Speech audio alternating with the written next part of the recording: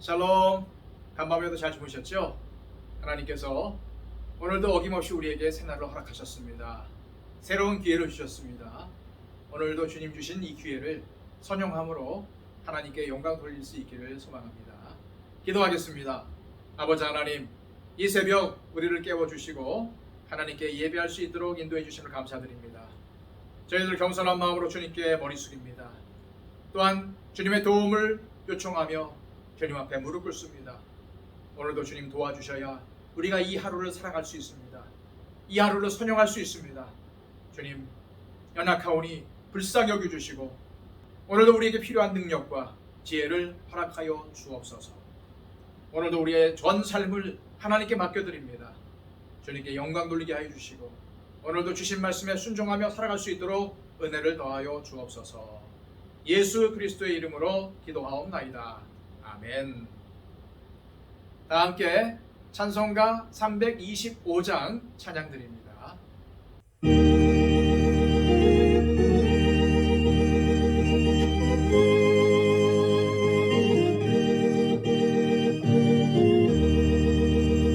예수와 함께 계시니 시험이 오나 겁없네.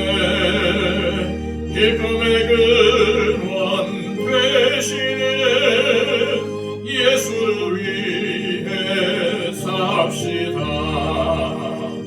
날마다 주를 섬기며 언제나 주를 기리고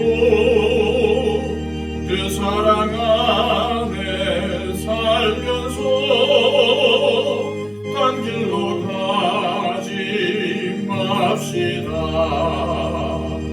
이 세상 사는 동안에 주 이름 전파하면서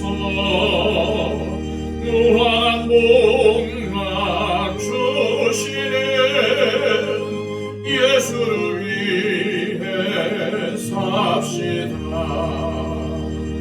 날마다 주를 섬기며 언제나 주를 기리고 그 사랑 안에 살면서 딴 길로 가지 맙시다. 이 세상 친구 없어도 예수는 나의 친구니 불의한 일을 버리고 예수를 위해 삽시다. 날마다 주를 섬기며 언제나 주를 기리고 그 사랑 안에 살면서 딴 길로 가지 맙시다. 주께서 심판하실 때 잘했다 칭찬하리니 이러한 상급 받도록 예수를 위해 삽시다. 날마다 주를 섬기며 언제나 주를 기리고 그 사랑 안에 살면서 딴 길로 가지 맙시다. 이 시간 우리에게 주시는 하나님의 귀한 말씀은 신약성경 로마서 14장 13절로 23절까지의 말씀입니다. 신약성경 258쪽입니다. 그런즉 우리가 다시는 서로 비판하지 말고 도리어 부딪힐 것이나 거칠 것을 형제 앞에 두지 아니하도록 주의하라. 내가 주 예수 안에서 알고 확신하노니 무엇이든지 스스로 속된 것이 없으되 다만 속되게 여기는 그 사람에게는 속되니라. 만일 음식으로 말미암아 네 형제가 근심하게 되면 이는 네가 사랑으로 행하지 아니함이라. 그리스도께서 대신하여 죽으신 형제를 네 음식으로 망하게 하지 말라. 그러므로 너희의 선한 것이 비방을 받지 않게 하라. 하나님의 나라는 먹는 것과 마시는 것이 아니요 오직 성령 안에 있는 의와 평강과 희락이라. 이로써 그리스도를 섬기는 자는 하나님을 기쁘시게 하며 사람에게도 칭찬을 받느니라. 그러므로 우리가 화평의 일과 서로 덕을 세우는 일을 힘쓰나니 음식으로 말미암아 하나님의 사업을 무너지게 하지 말라. 만물이 다 깨끗하되 거리낌으로 먹는 사람에게는 악한 것이라. 고기도 먹지 아니하고 포도주도 마시지 아니하고 무엇이든지 네 형제로 거리끼게 하는 일을 아니함이 아름다우니라. 내게 있는 믿음을 하나님 앞에서 스스로 가지고 있으라. 자기가 옳다 하는 바로 자기를 정죄하지 아니하는 자는 복이 있도다. 의심하고 먹는 자는 정죄되었나니 이는 믿음을 따라 하지 아니하였기 때문이라. 믿음을 따라 하지 아니하는 것은 다 죄니라. 아멘. 우리 속담에 음식 끝에 마음 상한다라는 말이 있습니다. 먹고 마시는 것이 아무것도 아닌 것 같아도 때로는 매우 심각한 상황을 만들 수도 있다는 말이죠. 함께 음식을 나눠 먹을 정도면 어느 정도 친밀한 관계라는 말인데 음식을 함께 나누는 좋은 분위기 속에서도 사소한 문제로 서로가 갈등이 생길 수도 있고 상처도 입을 수 있다는 겁니다. 그만큼 사람은 좋은 분위기와 관계라 여기는 순간에도 서로에게 상처를 주기도 하고 상처를 받기도 하는 연약한 존재입니다. 그리고 이러한 문제는 교회 안에 성도들 사이에서도 쉽게 일어날 수 있는 문제이기도 합니다. 지난 시간 살펴본 대로 로마 교회 안에는 음식 문제와 절기 문제로 인해서 교인들 사이에 심한 갈등이 생겼습니다.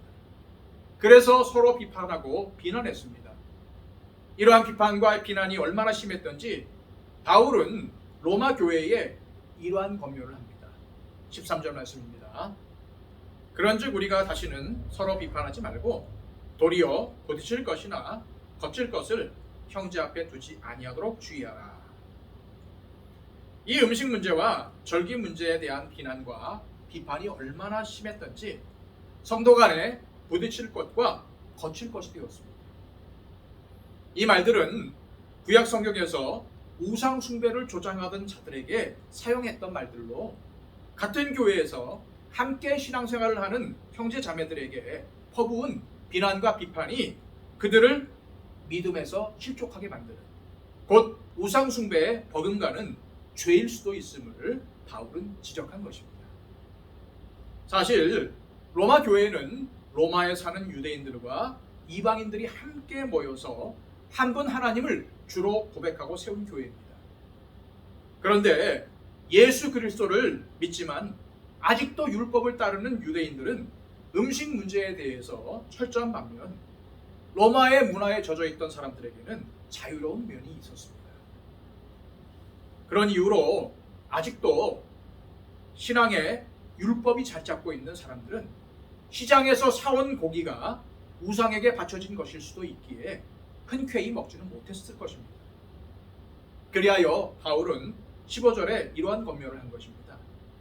만일 음식으로 말미암아 네 형제가 근심하게 되면 이는 네가 사랑으로 행하지 아니함이라.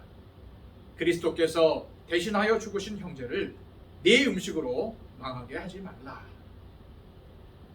그리스도 안에서 아무런 제약 없이 고기를 먹어도 된다는 자유함이 있을지라도 그것으로 인해 믿음이 약한 형제 자매가 시험에 들게 된다면 자유롭게 고기를 먹은 그 행동은 사랑으로 행하지 아니한 것이 되어버립니다. 바울은 함께 신앙생활하고 있는 성도들을 그리스도께서 대신하여 죽으신 형제라고 강조하면서 음식을 먹는 것 때문에 형제들을 신앙에서 실족하도록 만들지 말라고 강력하게 권하고 있습니다. 우리는 믿음이 강한 자든 연약한 자든 한 사람의 배려 없는 행동이 다른 사람들에게 지대한 영향을 미칠 수 있다는 사실을 기억할 필요가 있습니다. 설사 그 일이 사소한 것처럼 보여도 다른 형제 자매들을 실족하게 만드는 심각한 것일 수도 있다는 말입니다.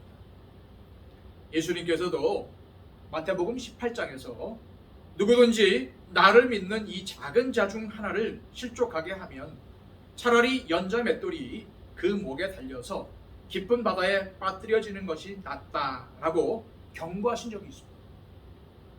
음식 끝에 마음을 상하게 하는 정도가 아니라 형제를 망하게 하는 처사라는 것이죠. 또한 20절에서는 음식이라는 사소한 문제로 인해 서로 비난하고 비판하는 것이 하나님의 사업을 무너지게 하는 것일 수도 있다고 거듭 당부하고 있습니다. 바울 사도는 교회에 있어서 그리고 성도에게 있어 무엇이 정말 중요한 것인지 이렇게 밝힙니다. 17절에서 19절까지의 말씀입니다. 하나님의 나라는 먹는 것과 마시는 것이 아니요 오직 성령 안에 있는 의와 평강과 희락이라. 이로써 그리스도를 섬기는 자는 하나님을 기쁘시게 하며 사람에게도 칭찬을 받느니라. 그러므로 우리가 화평의 일과 서로 덕을 세우는 일을 힘쓰나니.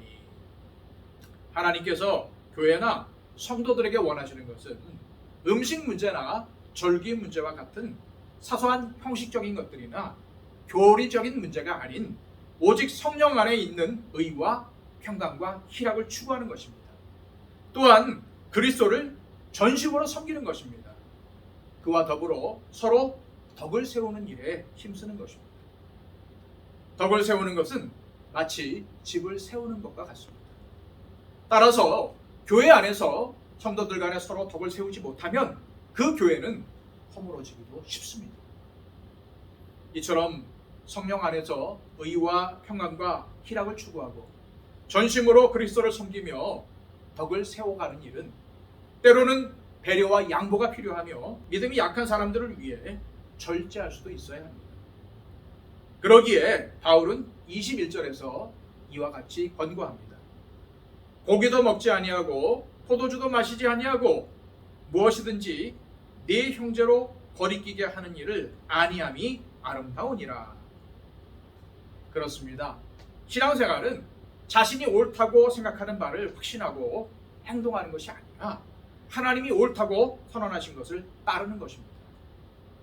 바울은 이러한 사실을 깨달았기에 고린도전서 8장 13절에서 이렇게 고백한 것입니다. 그러므로 만일 음식이 내 형제를 실족하게 한다면 나는 영원히 고기를 먹지 아니하여 내 형제를 실족하지 않게 하리라. 사랑하는 여러분, 우리가 그리스도를 믿음으로 얻은 자유함은 다른 사람들을 섬기기 위한 것이 되어야 합니다. 이것이야말로 바로 우리가 마지막 때까지 붙잡아야 할 삶의 기준이기도 합니다. 우리가 만약 하나님의 심판대 앞에서 심판을 받게 된다면 음식 문제, 절기 문제로 인한 것이 아니라 형제를 비판하고 업신여겼던 일, 형제를 실족하게 한 일 때문일 것입니다. 사람들은 항상 자신의 관점에서 다른 사람들을 바라보기가 쉽습니다.